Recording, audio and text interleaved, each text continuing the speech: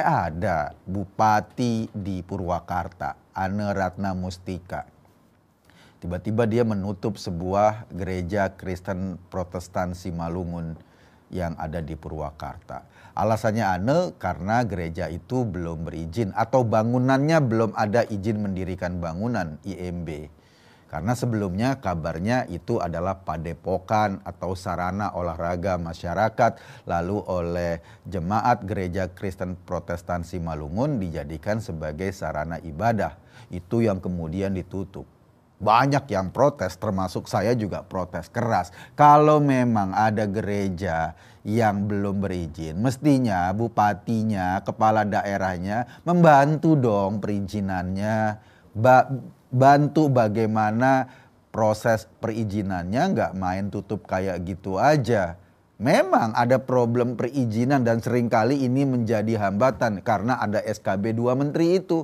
SKB yang mengharuskan untuk mendirikan sebuah rumah ibadah harus tanda tangan, harus ini, harus itu. Sehingga proses perizinannya ini bisa dijadikan alasan untuk menolak kehadiran gereja. Itu yang banyak terjadi di masyarakat kita.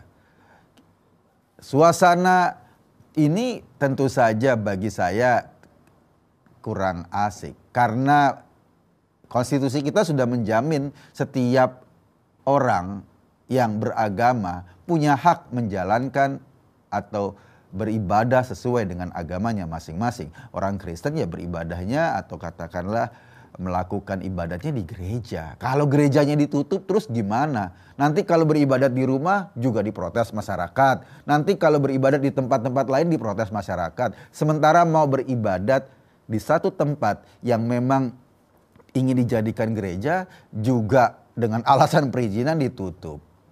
Coba deh, para kepala daerah ini mestinya berpikir bagaimana membantu perizinan gereja-gereja itu atau rumah ibadah itu. Karena kalau nggak dibantu akan selalu begini terus. Konflik dalam masyarakat terus dan pada akhirnya kita melihat kok negeri ini para kepala daerahnya banyak yang intoleran ya. Banyak yang tidak membuka ruang kepada umat beragama lain untuk mengekspresikan atau untuk beribadah sesuai dengan keyakinannya masing-masing. Di tengah berita-berita ini ada lagi berita yang juga menggembirakan kita. Bupati Lumajang, Thorik Haq itu justru menyiapkan APBD-nya untuk juga membangun gereja selain membangun masjid.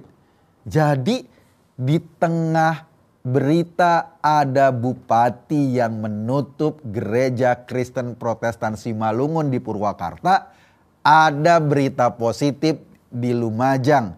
Bupatinya malah menyiapkan atau pembangunan gereja dengan APBD. Tentu saja karena ini adalah proyek APBD, perizinannya sudah diurus sama bupati tersebut. Ini adalah yang menggembirakan kita.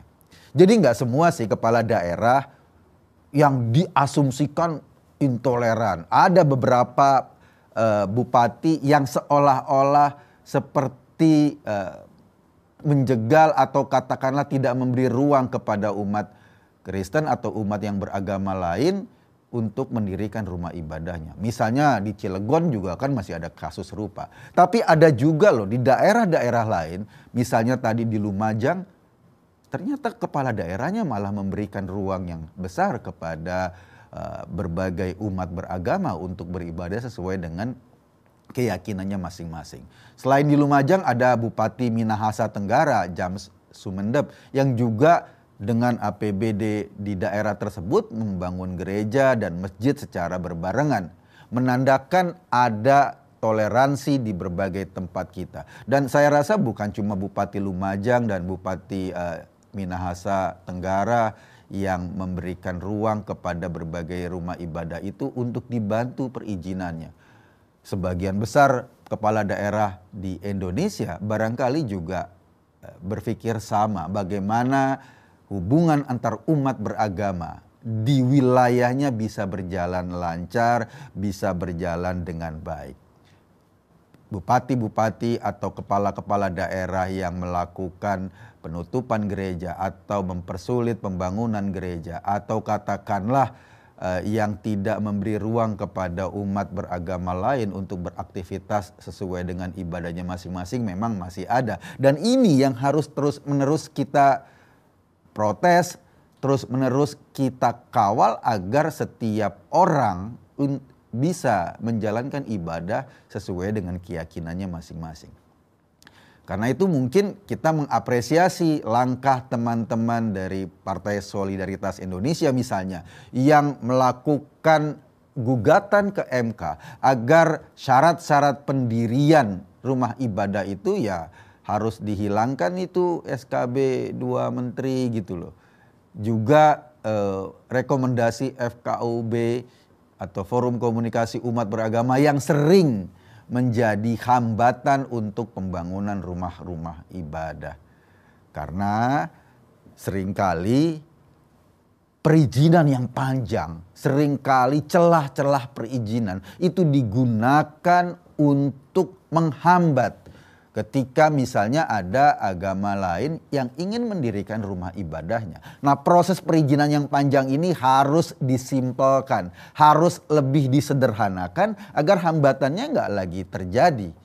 Sehingga setiap kita bisa beribadah dengan nyaman dan negara menjamin keamanan beribadah itu dengan baik. Suasana-suasana seperti ini sebetulnya sudah mulai kelihatan.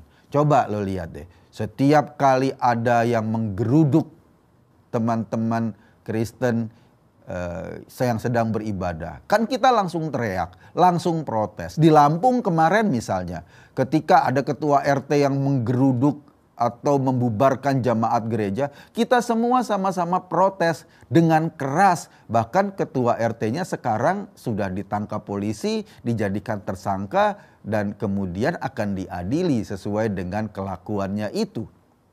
Dan di banyak tempat. Kenapa? Karena kita sadar bahwa setiap orang mestinya tidak dihalang-halangi untuk melakukan ibadah. Mestinya tidak dihalang-halangi untuk menjalankan kepercayaannya masing-masing. Dan kesadaran itu makin lama makin terus melebar. Kita rame-rame membela konstitusi kita dari para perusaknya yang mengatasnamakan aturan mendirikan rumah ibadah ini, yang pada akhirnya mengacau kehidupan beragama kita, yang mengacau kehidupan toleransi kita.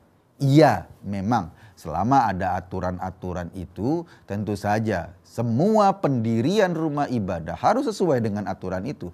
Kalau aturan itu belum diubah ya harus sesuai, mau nggak mau kan, karena itu aturan, gitu loh. Harus sesuai dengan aturan tersebut. Sayangnya dengan aturan itu seringkali ini menjadi kendala yang serius. Yang juga penting harus diperhatikan apakah aturan itu diterapkan juga misalnya untuk pendirian masjid dan musola. Kalau untuk pendirian masjid dan musola aturan itu nggak diterapkan, misalnya IMB, berapa banyak misalnya masjid yang nggak punya IMB. Dan kalau di Purwakarta misalnya masjid-masjid yang nggak punya IMB itu dibiarkan juga dan tidak ditutup, berarti ada ketidakadilan di situ. Ada problem ketidakadilan bahwa ada satu umat beragama yang kemudian diharuskan mengikuti segala prosedurnya, sementara umat mayoritas itu diberikan kemudahan. Kan nggak adil. Mestinya berlaku untuk semua dong hukum. Karena alasan dari penutupan gereja di Purwakarta itu bahwa gedungnya nggak punya IMB. Ya silakan aja lacak berapa musola dan masjid yang nggak punya IMB. Mestinya juga dilakukan hal yang sama.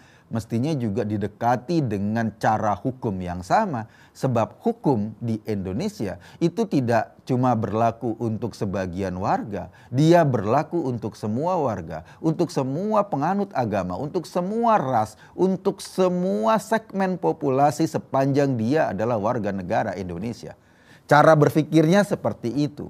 Cara berpikirnya kalau mau menegakkan keadilan atau menegakkan hukum, bagaimana misalnya sebuah rumah ibadah itu didirikan, ya tegakkan hukum kepada rumah ibadah semua agama.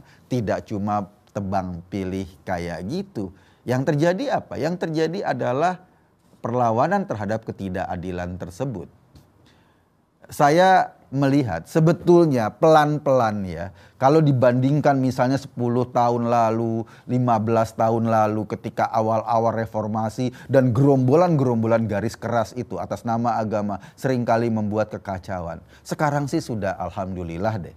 Iya tadi, puasa-puasa kita jauh lebih adem, jauh lebih enak tanpa sweeping, tanpa kekacauan.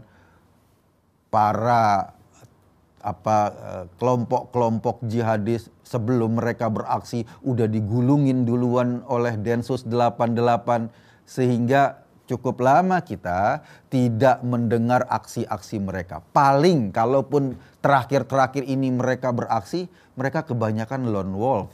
Kebanyakan adalah personal-personal yang memang tidak terdeteksi sebagai bagian dari jaringan. Kalau bagian dari jaringan, wow, udah ditangkep-tangkepin. Baik pelaku lapangannya, baik pendananya, baik orang-orang yang mengatur ideologinya, kan sudah ditangkep-tangkepin semua.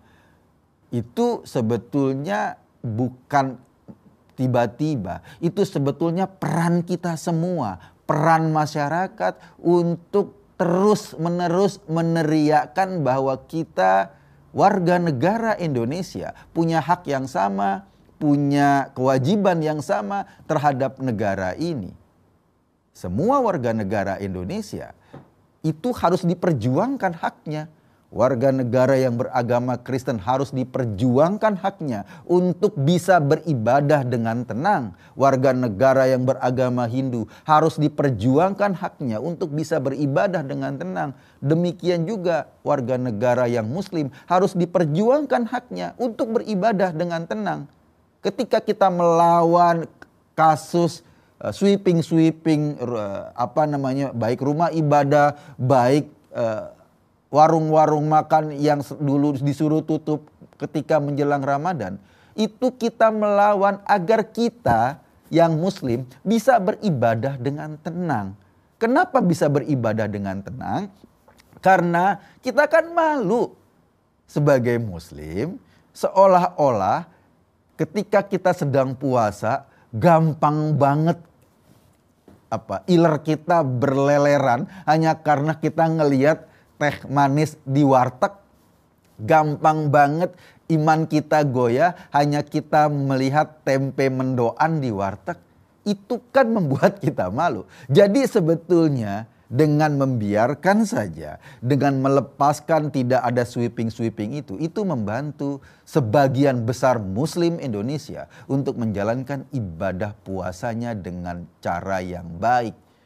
Ada ketenangan kita, ada suasana adem kita dalam menjalankan ibadah. Begitupun ketika kita protes ada penutupan gereja, ketika kita protes dengan alasan aturan hukum bahwa gereja ini ditutup karena nggak ada IMB dan lain-lain, kita protes itu sebetulnya kita ingin memberikan ketenangan beribadah kepada teman-teman yang beragama Kristen.